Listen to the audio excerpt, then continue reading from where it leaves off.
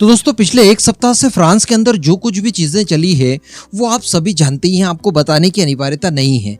एक 17 वर्षीय लड़का जिसका नाम नाहेल था वो पुलिस के द्वारा मारा जाता है फायरिंग के दौरान। उसके ऊपर आरोप लगा था कि वो गलत तरीके से गाड़ी चला रहा था और किसी तरह की कोई दुर्घटना हो सकती थी।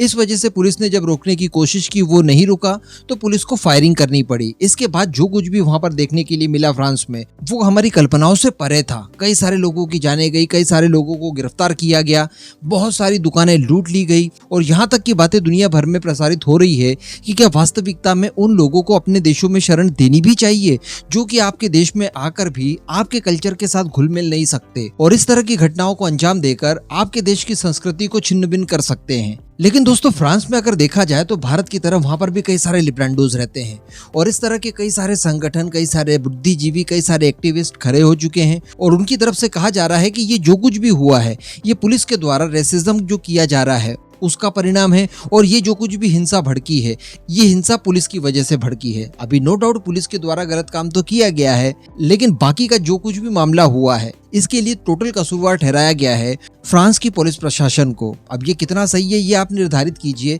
लेकिन उनका तो यही मानना है। अब बताया जा रहा है कि फिलहाल तो फ्रांस के अंदर शांति छा चुकी है, काफी हद तक कंट्रोल में स्थिति है, लेकिन इस कंट्रोल भरी स्थिति को कई लोग पचा नहीं पा रहे हैं और बताया जा रहा है कि फ्रांस को दोबारा से जलाने की कोशिश की जा रही है और इसके लिए दर्जनों नए मार्च और जुलूस के आयोजन किए जा रहे हैं। यानी कई सारे प्रोटेस्ट रैलियां निकाली जा रही है पुलिस की हिंसा के खिलाफ और फ्रांस में जो कुछ भी बदलाव देखने के लिए मिल रहे हैं इन एक्टिविस्ट को, इन सब के खिलाफ विरोध प्रदर्शन करने की नए सिरे से तैयारी की जा रही है।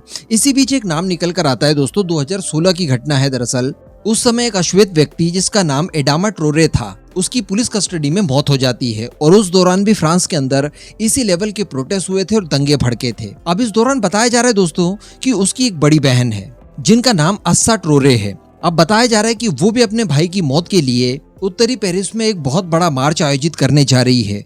यानी इस तरह का माहौल बनाने की कोशिश की जा रही है कि देखिए ये चीजें आज से नहीं बल्कि काफी लंबे समय से चल रहा है और फ्रांस के अंदर रेसिज्म बहुत बड़े हाई लेवल पर पहुंच चुका है और इन सब के खिलाफ ये लोग प्रोटेस्ट वगैरह करना चाहते हैं, जिसके लिए एक मार्च निकालने की कोशिश की जा रही है।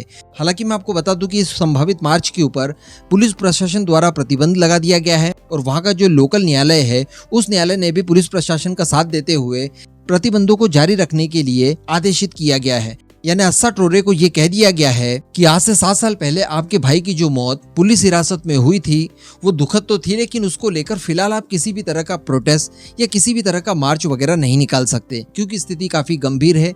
वैसे ही इतने खराब माहौल को संभालने के लिए फ्रांस का पुलिस प्रशासन कम पड़ रहा है क्योंकि जो हिंसा हो रही है वो काफी वाइड एरिया में हो रही है। इन्हें संभालने के लिए बड़े पुलिस फोर्स की जरूरत है जो कि फ्रांस के पास इस समय अवेलेबल नहीं है और जो है वो लोग ऑलरेडी डिप्लॉयड हैं अलग अलग इलाकों में। तो नए किसी प्रोटेस्ट को आप करें फिर हिंसा भड़के, इन सब के लिए किसी तरह की कोई गुंजाइश नहीं बाकी है, तो आप इस मार्च को नहीं निकाल सकते। लेकिन इन सब चीजों को देखते हुए अल्टीमेटली ये जरूर कहा जा सकता है कि कोई तो है जो कि फ्रांस में इस तरह की हिंसाओं को और भड़काना चाहता है। वो शायद नहीं चाहता है कि फ्रांस में ये जो शांति स्थापित होने की शुरुआत हो चुकी है ये हो और फ्रांस इसी तरह से लगातार जलता रहे और फ्रांस पहले की तुलना में कई ज्यादा और पिछड़ जाए।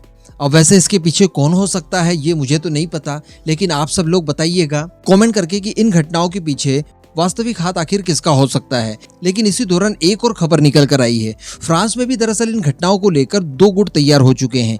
एक तो ऐसा गुट है जो कि मानता है कि हाँ ये रेसिज्म है और फ्रांस की जो व्हाइट लोग है वो ब्लैक के साथ गलत व्यवहार कर रहे हैं। लेकिन दोस्तों दूसरा ऐसा गुट भी है राइट विंग का जो कि इन सब दंगों से बहुत ज्यादा त्रस्त हो चुका है और वो लोग शरणार्थियों द्वारा किए जाने वाली हिंसा का बहुत बड़े स्तर पर विरोध कर रहे हैं और इस समय फ्रांस की पुलिस के पक्ष में वो लोग आ चुके हैं और जिस पुलिस वाले ने ये जो फायरिंग करके नाहेल की हत्या की थी उसके पक्ष में अच्छी खासी क्राउड फंडिंग भी करवाई गई। जी हाँ, दरअसल फ्रांस में सोशल मीडिया के माध्यम से एक आह्वान किया गया कि उस पुलिस वाले जिसके ऊपर अब केस चलेगा, जिसके ऊपर नाहेल की हत्या का आरोप लगाया गया है, उसके बचाव के लिए क्राउड फंडिंग की जाए। इसके लिए कई सारे नंबर वगैरह भी जारी किए गए थे।